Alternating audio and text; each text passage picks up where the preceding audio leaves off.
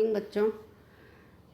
आज हम second paper जो अंतर्राष्ट्रीय संबंध है उसका दूसरा टॉपिक पढ़ने जा रहे हैं। इससे पूर्व हमने अंतर्राष्ट्रीय राजनीति में जो द्वितीय विश्व युद्ध के बाद प्रमुख प्रवृत्तियां उत्पन्न हुई थी उसके बारे में पढ़ा और उन प्रवृत्तियों में ही हमने पढ़ा था कि एक जो अहम प्रवृत्ति सेकेंड वर्ल्ड वार के बाद अंतर्राष्ट्रीय राजनीति में पैदा हुई वह थी शीत युद्ध। और इसी के बारे में आज हम हमारी इस क्लास में चर्चा करेंगे, पढ़ेंगे। तो बच्चों, शीत युद्ध जैसा कि शब्द से ही लग रहा है कि यह युद्ध है परंतु शीत है, यानी पूरी तरह से अस्त्र शस्त्र से लड़े बिना एक दूसरे के साथ युद्ध की स्थिति में रहना। अब यह टर्म जो यूज़ हुई है वह यूज़ हुई है संयुक्त राज्य अमेरिका और सोवियत संघ के द्वारा अंतर्राष्ट्रीय क्षेत्र में जो दोनों के बीच संबंध हैं उनको लेकर इस टर्म का उपयोग यानी शीत युद्ध का उपयोग किया गया है। कुल मिलाकर बच्चों, शीत युद्ध सोवियत संघ और अमेरिका के बीच जो अंतर्राष्ट्रीय राजनीति पर अपना प्रभाव, अपना दबाव बनाने की स्थिति है उसको परिभाषित करने के लिए इस शब्द का प्रयोग किया जाता रहा है। यह दोनों के बीच आप कह सकते हो एक वैचारिक संघर्ष है, विचारों का संघर्ष है जो उन दोनों के बीच परस्पर अंतर्राष्ट्रीय क्षेत्र में वैचारिक घृणा, राजनीतिक अविश्वास, कूटनीतिक जोड़ तोड़, सैनिक स्पर्धा जो दोनों में प्रतिस्पर्धा जो दोनों के बीच पनपी है, जो दोनों एक दूसरे को लिए जासूसी करवाते रहते हैं, उसके कारण इनके बीच जो एक वैचारिक संघर्ष पैदा हुआ है उसको अंतर्राष्ट्रीय राजनीति में शीत युद्ध का नाम दिया गया है। यदि हम इसको परिभाषित करना चाहें या इसका अर्थ समझना चाहें तो आप कह सकती हूँ दो रूप में इसका अर्थ समझ सकते हैं।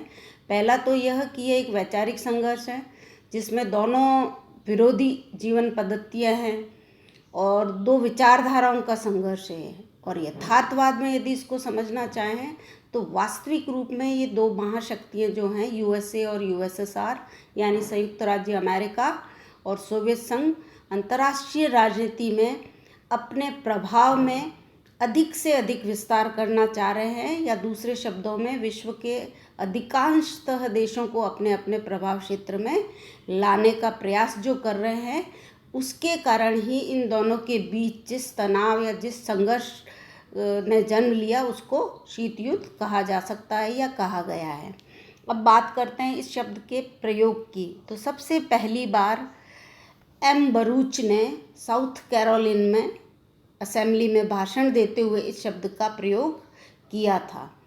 बच्चों, कुल मिलाकर बहुत ही सामान्य शब्दों में या सार रूप में या सरल शब्दों में इसको समझना है तो सिर्फ आप कह सकते हो कि द्वितीय विश्व युद्ध के बाद अंतर्राष्ट्रीय राजनीति में जो दो महाशक्तियाँ पैदा हुई यूएसएसआर और यूएसए, उन दोनों के द्वारा अंतर्राष्ट्रीय क्षेत्र में विभिन्न राष्ट्रों को अपने अपने प्रभाव और दबाव में लाने की जो प्रवृत्ति उनमें विकसित हुई है, जो विचारधारा उनमें विकसित हुई है, उन दोनों के बीच में इसके कारण जितने भी तनाव, जितनी भी अविश्वास पैदा हुआ है उसको हम शीत युद्ध कह सकते हैं। वास्तव में यह युद्ध नहीं है परंतु यह युद्ध जैसी परिस्थितियों को बनाए रख रहा है। हर वक्त विश्व में इन दोनों के बीच में जो तनाव पैदा हुआ है, विश्व में हर वक्त एक युद्ध की सी स्थिति बनी हुई रहती है या बनी रही है। कुल मिलाकर इन दोनों के वैसे तो कूटनीतिक संबंध आपस में स्थापित हमेशा रहे हैं परंतु इन दोनों के अपने संकीर्ण हितों और स्वार्थों की वजह से इन दोनों ने जो विश्व स्तर पर एक दूसरे के प्रभाव में बढ़ोतरी को कम करने के जो प्रयास किए हैं या अपने प्रभाव में बढ़ोतरी के जो प्रयास किए हैं उसके कारण ये सदैव एक संघर्ष, एक युद्ध की स्थिति में रहते हैं। अब बात करते हैं बच्चों इस के अर्थ को और अधिक अच्छे से समझने के लिए विभिन्न विद्वानों ने जो इसकी परिभाषाएं दी हैं उसके बारे में कि शीत युद्ध को परिभाषित कैसे कर सकते हैं। तो जो इसकी श्रेष्ठतम परिभाषा है बच्चों, वो दी है KPS मेनन ने।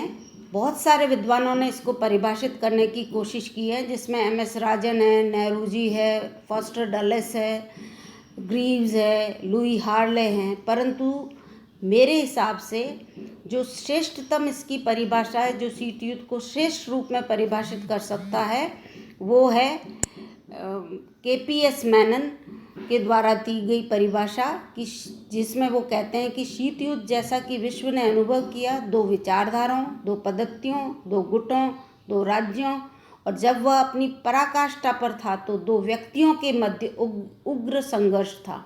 जो दो विचारधाराएं थी वो थी पूंजीवाद और साम्यवाद, दो पद्धतियां थी वो संसदीय लोकतंत्र और जनवादी जनतंत्र, दो गुट थे वो नाटो और वारसा, दो राज्य थे संयुक्त राज्य अमेरिका और सोवियत संघ, और दो व्यक्ति थे जोसेफ स्टालिन और जॉन फॉस्टर डलेस। तो बच्चों, यह शीत युद्ध को परिभाषित करने वाली मेरे हिसाब से सर्वश्रेष्ठ परिभाषा है, जिसमें आपको अच्छी तरह से समझ में आ सकता है कि शीत युद्ध क्या है।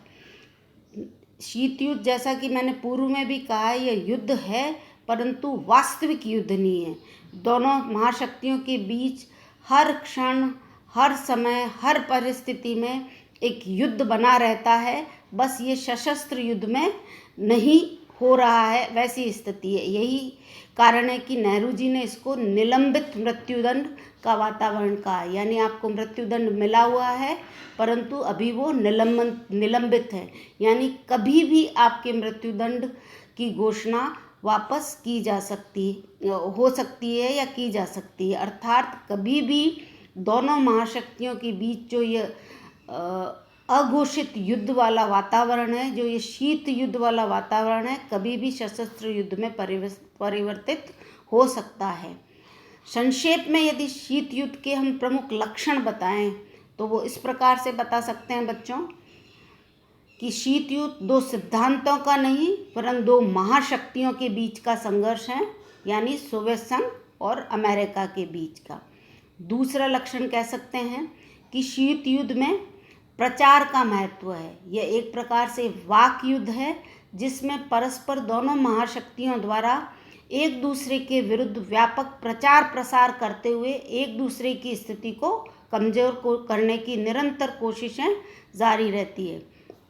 तीसरा है कि शीत युद्ध में दोनों महाशक्तियों द्वारा व्यापक प्रचार प्रसार, गुप्तचरी, सैनिक हस्तक्षेप, सैनिक संधियों, प्रादेशिक संगठनों की स्थापना करके अपनी अपनी स्थितियों को सुदृढ़ किया जा रहा है। चौथा जो लक्षण है वो यह है कि दोनों महाशक्तियों के बीच जो एक तनावपूर्ण संघर्ष की स्थिति पैदा हुई है, अपनी अपनी विचारधाराओं के विस्तार को करने के लिए, उसको ही हम शीत युद्ध कह सकते हैं या उसको ही शीत युद्ध कहा गया है। अगला लक्षण यह बताएं तो यह कह सकते हैं कि यह एक गर्म युद्ध से भी अधिक भयानक युद्ध है, क्योंकि इसमें हर वक्त युद्ध होने की स्थिति बनी रह रही है। अगला जो लक्षण है वह यह कि इससे मस्तिष्क में युद्ध के विचारों को प्रश्रय देने वाला युद्ध कहा गया है, यानी परस्पर दोनों महाशक्तियों के बीच लड़ा जाने वाला एक मनोवैज्ञानिक युद्ध है, जो निरंतर दोनों महाशक्तियों के विचारों या मस्तिष्क में पनप रहा होता है। अब बात करते हैं बच्चों इसकी प्रकृति की। तो शीत युद्ध की प्रकृति यानी इसकी नेचर कैसी है, तो उसमें 3-4 पॉइंट्स मैं आपको बता सकती हूँ कि इसकी नेचर में आप पहला पॉइंट ये लिख सकते हैं या बता सकते हैं कि दोनों ही पक्ष आपस में शांतिकालीन कूटनीतिक संबंध बनाए रखते हुए एक दूसरे के प्रति शत्रु भाव रखते हैं, यानी दोनों के बीच में शत्रु भाव रहेगा पर कूटनीतिक संबंध भी दोनों के बीच रह रहे हैं या रहेंगे। दूसरा जो अपन इसकी प्रकृति में पॉइंट लिख सकते हैं वो यह है बच्चों कि सशस्त्र युद्ध के अतिरिक्त अन्य सभी उपायों से ये एक दूसरे को कमज़ोर बनाने की निरंतर कोशिशें करते रहते हैं। तीसरा, जो प्रकृति के बारे में बात करें शीत युद्ध की, तो दोनों ही पक्ष अपने प्रभाव क्षेत्र के विस्तार के लिए अपनी सैद्धांतिक विचारधाराओं और मान्यताओं पर बराबर बल देते हैं, जोर देते रहते हैं। अगला जो प्रकृति का पॉइंट अपन डिस्कस कर सकते हैं कि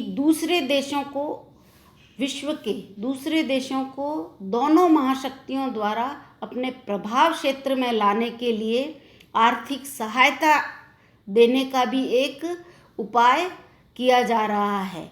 यानी कुल मिलाकर शीत युद्ध की प्रकृति को यदि अपन समझें तो यह युद्ध का बहिष्कार या त्याग नहीं है बच्चों, वरन ये दोनों महाशक्तियों के बीच जो सीधा टकराव होना है, जो सशस्त्र युद्ध के रूप में हम सीधा टकराव देख सकते हैं, उसकी अनुपस्थिति है।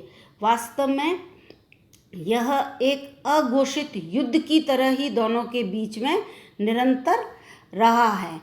कुल मिलाकर आप कह सकते हो कि इन दोनों के बीच, दोनों महाशक्तियों के बीच जो यह निरंतर संघर्ष और तनाव की स्थिति है, उसमें युद्ध का जो वातावरण है विश्व पर, वो हमेशा या सदैव बना रहा है।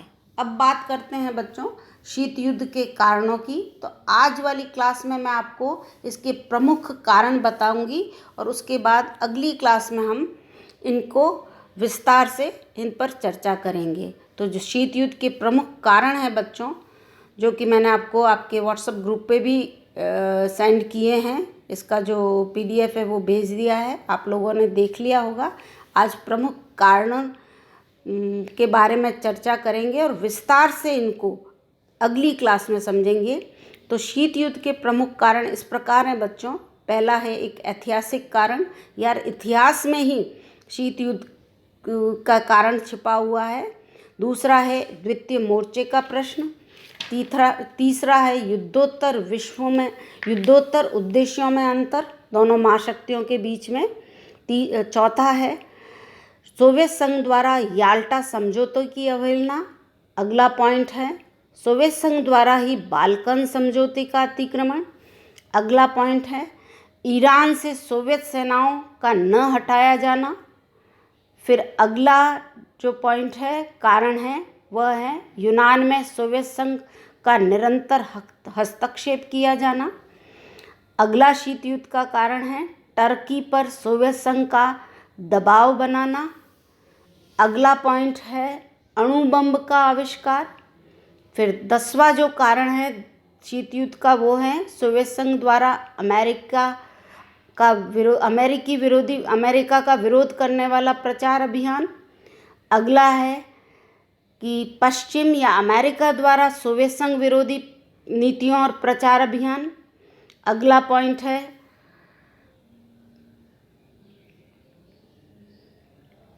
बर्लिन की नाकेबंदी और सोवियत संघ द्वारा वीटो का बार बार प्रयोग भी एक कारण है दोनों के बीच शीत युद्ध का। फिर अगला पॉइंट है बच्चों, या अगला कारण है शीत युद्ध का, वो है कि सोवियत संघ द्वारा लैंड लीज की सहायता को बंद किया जाना, सोवियत संघ की लैंड लीज की सहायता बंद किया जाना। और अगला पॉइंट है शक्ति संघर्ष और हित संघर्ष। तो उपरोक्त जो ये 15-16 कारण हैं, ये अंतर्राष्ट्रीय राजनीति में शीत युद्ध को जन्म देने के प्रमुख कारण बताए गए हैं। आज हमने सिर्फ पॉइंट्स बताए हैं, पॉइंट्स देखे हैं बच्चों। अगली जो अपनी क्लास होगी उसमें हम इन सभी पॉइंट्स पर विस्तार से चर्चा करेंगे। तो मैं आशा करती हूँ कि आप अगली क्लास में भी अब इंटरेस्ट लेकर उपस्थित रहेंगे, ताकि हम इन सभी पॉइंट्स को अच्छे से विस्तार से इन पर चर्चा कर सकें, अच्छे से इनको समझ सकें। थैंक यू बच्चों।